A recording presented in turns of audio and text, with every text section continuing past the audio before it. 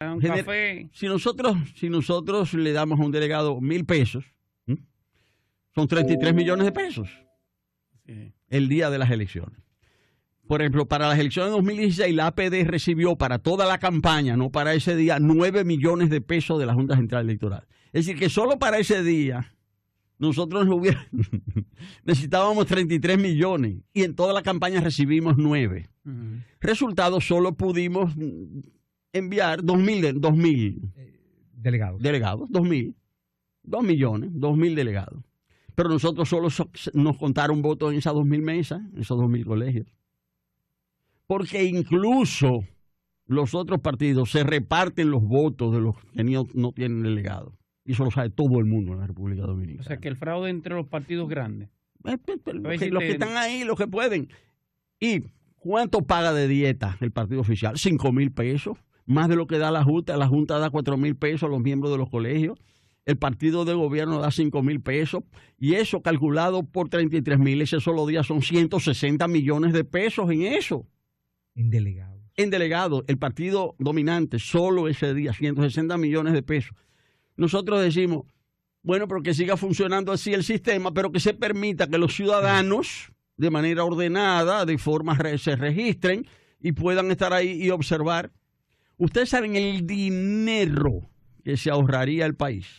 Y ustedes saben el fraude también que se evitaría. Entonces esas son medidas, yo diría, de sanidad política, de hacer el sistema más transparente. Esas son las medidas que nosotros queremos. Max, sí.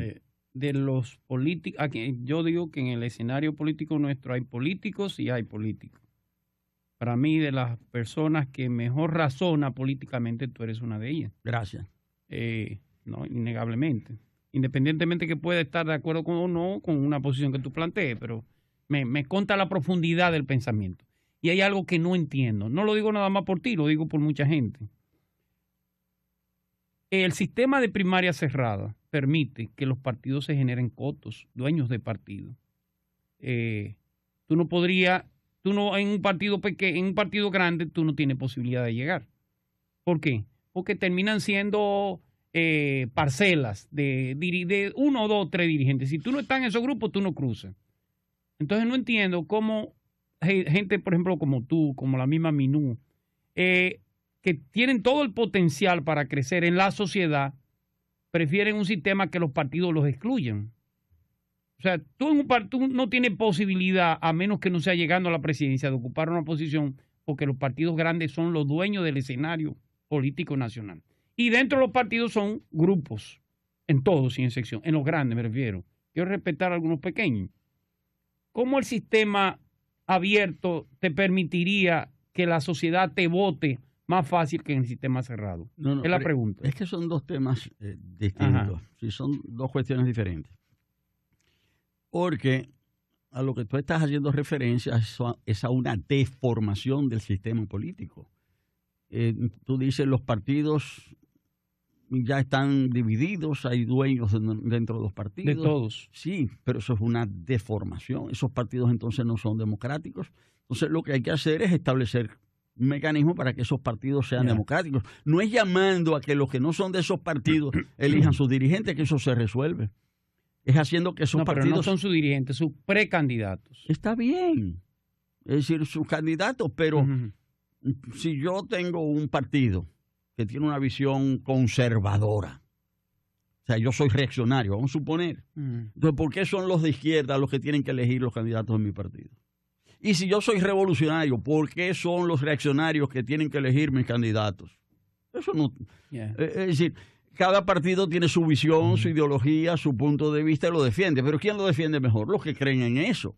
Entonces yo creo que no son los de fuera los que tienen que decirle a los de dentro quiénes son sus mejores representantes. Y por eso es que nosotros no estamos de acuerdo con las abiertas.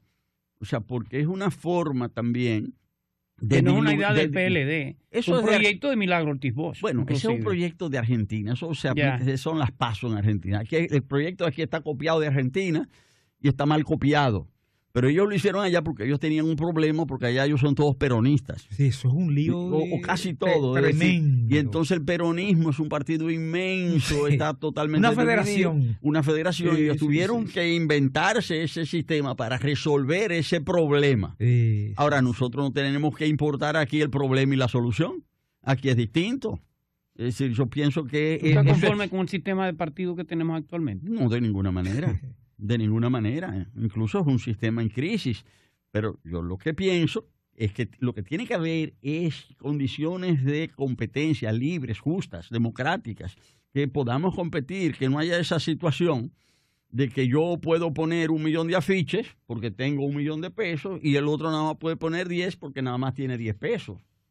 Pero ya eso iría en el régimen electoral. Bueno, por eso es que nosotros insistimos. No en la ley de partido. Pero es por eso que nosotros insistimos que la ley realmente importante es la ley electoral. Y por eso es que insistimos que todo eso también es una entretención.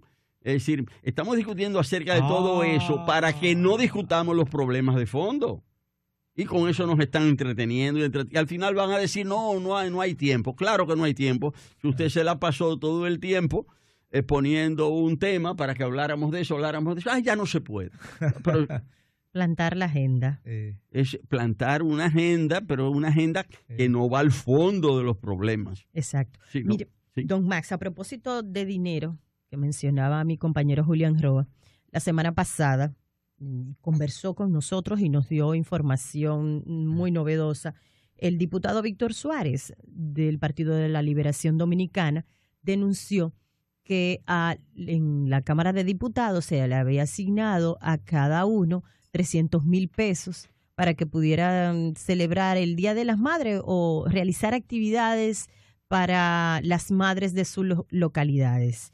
Y las reacciones no se han dejado esperar.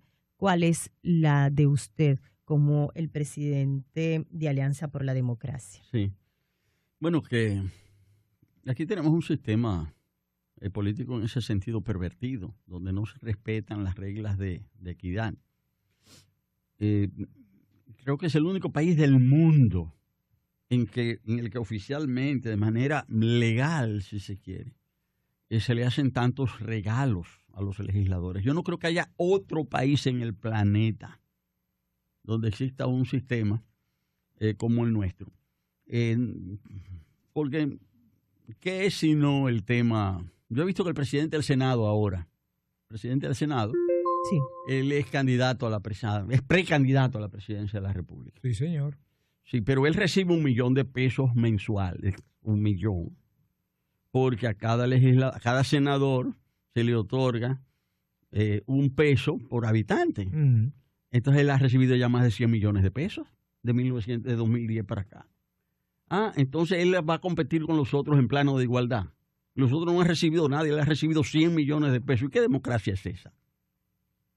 ¿Por qué? Porque si es 1 millón, ¿cuántos meses van? ¿Cuál es la diferencia del millón con el que recibe de Neiva tanto, por ejemplo? No, yo digo con los otros precandidatos de su mismo partido. Bueno, entonces volvemos al mismo tema Entonces ahorita. lo que yo estoy diciendo es que es un sistema totalmente inequitativo, es un sistema abusivo, es un sistema de privilegio, pero encima de ese millón que recibe mensual le dan dinero para las habichuelas con dulce, le dan dinero para las madres, le dan dinero para Navidad. ¿Pero qué es eso? ¿Y qué sistema político es ese? ¿Qué sistema? Eso es democracia. Le pueden poner cualquier nombre. Le pueden inventar el nombre que sea, pero a eso no se le puede llamar democracia.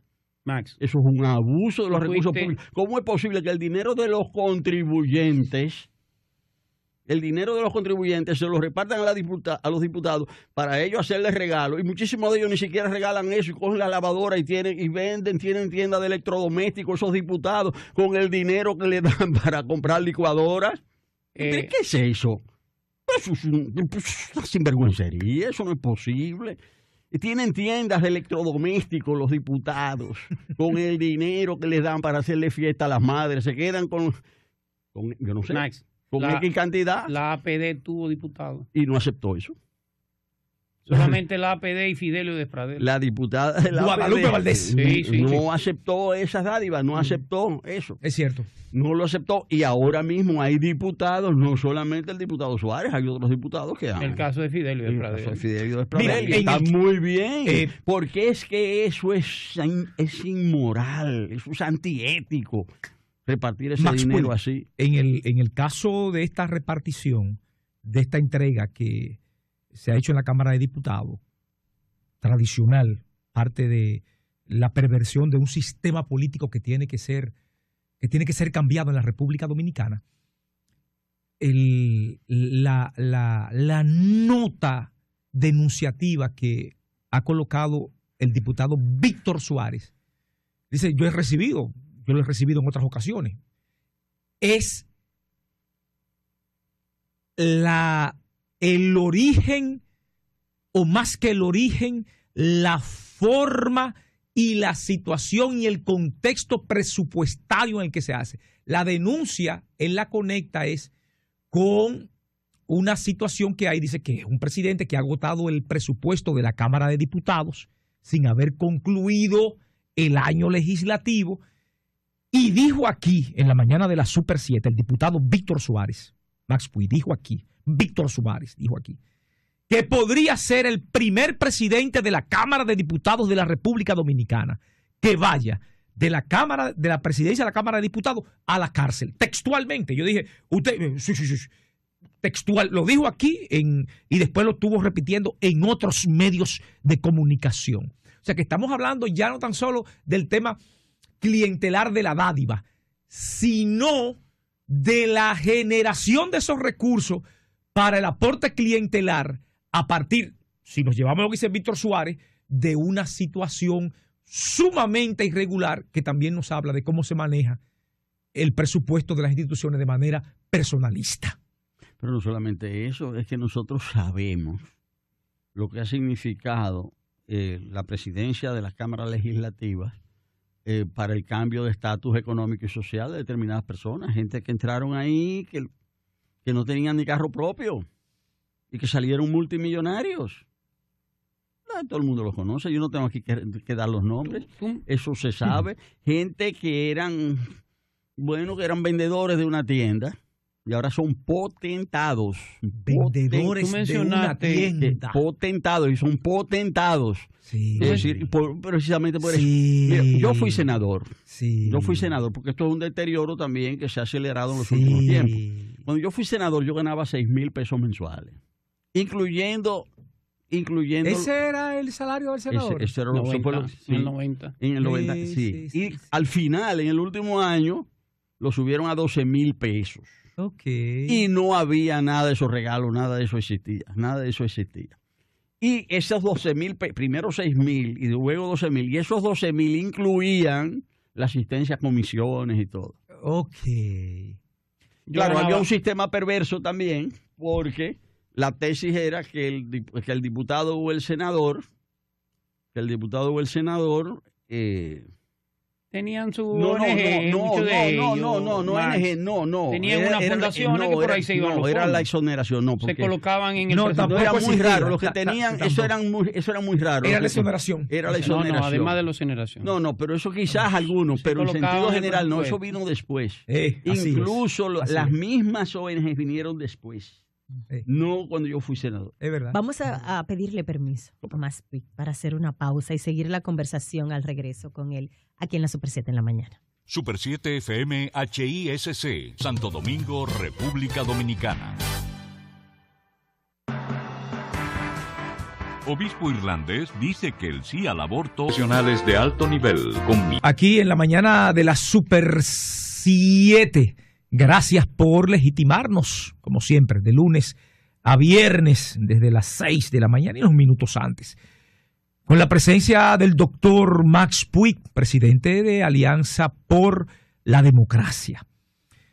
Doctor Max Puig, voy a apelar no tan solo a la condición de dirigente político, sino a la condición de académico, de sociólogo, que de manera destacada, en términos profesionales, intelectuales, más trabaja y labora y es parte de su mundo personal. ¿Qué momento vive el presidente Danilo Medina? ¿Qué momento vive la presidencia de Danilo Medina? Y cuando digo momento es en el plano nacional, económico, el tema del petróleo, cómo impacta y cómo está impactando la economía dominicana, y al mismo tiempo, Max Puig, una serie de eventos encadenados. Lo de Venezuela, la presión que tiene la República Dominicana, aún con su derecho soberano, el tema Taiwán-China, la visita del encargado de la embajada norteamericana, cómo se mete lo de la Odebrecht. Parece como muy complejo, pero es lo mismo, son los mismos ingredientes. Ese momento de Danilo Medina, ¿está en un buen momento o está en un momento delicado? Yo pienso que está en un momento sumamente difícil. No difícil, sumamente difícil. Sumamente difícil. Okay. Y esto tiene que ver no solamente con él, sino también con el modelo político dentro del cual él ha desarrollado su accionar político. Nosotros en el país, aquí se ha desarrollado un sistema político de partido dominante. De partido dominante en el esquema, si se quiere, mexicano. Es decir, no es un régimen de partido único, es un régimen que un partido sobresale, controla los recursos del Estado, controla muchos elementos en la sociedad. Una estructura corporativa. Sí, una estructura corporativa que establece su control sobre todos los poderes del Estado, sobre los medios de comunicación, incluso sobre las conciencias de las personas. Existen muchos otros partidos, pero quedan subordinados en su accionar. Y ese sistema prevaleció en México durante 70 años. Pero ese sistema, que es el que finalmente se ha consolidado en el país, sobre todo después de las elecciones legislativas intermedias del año 2006, que fue cuando el PLD tomó el control de todos los poderes del Estado. Eso se reforzó con la Constitución de 2010, que le permitió a ese partido tomar el control de las llamadas altas cortes. Entonces, ese sistema en México prevaleció durante 70 años, pero sobre la base de que allí en México estaba establecido un principio que era el de la no reelección. Entonces, cada 6 años, el presidente saliente designaba lo que llamaban en México el gallo tapado. El gallo tapado. Y entonces con el gallo tapado ese presidente asumía y venía con lo que se llamaba en México la camada. Y cada 6 años venía una nueva camada. Se enriquecían, salían, venía otra nueva camada. Ese sistema funciona con la no reelección. En la República Dominicana han querido hacer funcionar el sistema con la reelección. Y el resultado es que no hay circulación de la dirigencia en el partido y se convierte en... hay un atascamiento. Y se produce una lucha entre dos cabezas, y a pesar de que se pretendía que ese partido iba a generar muchas aspiraciones, en realidad todo se reduce a una lucha de dos grandes bloques, dos grandes tendencias, dos grandes facciones. No estamos hablando de un conflicto ideológico. No. Absolutamente personalizado. Personalizado porque el control del Estado y de los recursos del Estado permite alimentar la maquinaria clientelista en que se ha convertido esa organización. Ahora, eso al servicio también de otros grupos, al servicio de grupos económicos, al servicio de los grupos dominantes de la sociedad. Un toma y daca. Pero ese grupo político que toma el control del Estado también entra en competencia con esos grupos económicos, porque les quita negocios y es una competencia desleal. O sea, porque sobre la base de su control de los recursos del Estado, pues se apropian de las licitaciones, hacen trampas y entonces se enriquecen. Y ese grupo político entra en conflicto con los grupos económicos tradicionales de la sociedad. Ahora, para mantenerse, ese sistema apela al clientelismo, apela a la compra de conciencias. Y para mantener el dinamismo de la economía, apela también a los presupuestos deficitarios. República Dominicana tiene presupuestos deficitarios desde hace ya como 10 años, pero esos presupuestos deficitarios son cubiertos con endeudamiento. Sí. Pero eso llega a un límite. Ya va a haber un momento en que ya no se puede seguir tomando prestado. Y estamos llegando a ese momento en la República Dominicana. O sea, lo que es la carga de la deuda, lo que el Estado dominicano debe aportar de sus ingresos cada año para cubrir el capital y los intereses de lo que se ha tomado prestado antes, va aumentando cada año, es cada vez más. Eso limita la capacidad del Estado de atender las necesidades sociales. Y eso está pasando en este momento. Entonces, al mismo tiempo se están dando varios factores. Hay crisis en ese partido dominante, hay un conflicto, y ese conflicto es por el control. En un momento en que se reducen las posibilidades del gobierno de ese partido de satisfacer las necesidades sociales. Y porque es cada vez mayor la carga de la deuda. En ese momento es que se presentan entonces circunstancias de carácter económico y político de orden internacional que le complican la existencia. Okay. Y ahí viene el tema de un presidente de Estados Unidos que se caracteriza por las improvisaciones y por su carácter, ¿verdad?,